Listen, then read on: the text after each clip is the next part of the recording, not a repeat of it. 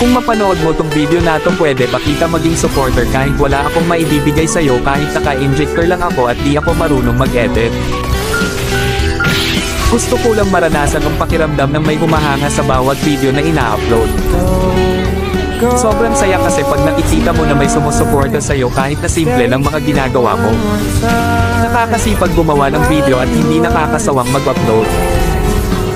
Sa panahon kasi ngayon, pag wala kang maibibigay ay malabo kapansinin ng iba. Sa halip puro masasakit na salita pa ang mababasa mo, nakakalungkot man isipin, pero yun ang totoo. Hindi ko naman nilalahat pero karamihan ganon. Ang hirap kasi pag walang talent, pag di ka gwapo, maganda o sikat na kilalang tao. Ang hirap pag di ka mayaman.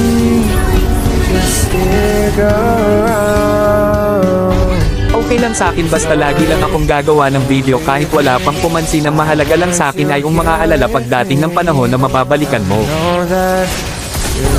Thanks for watching.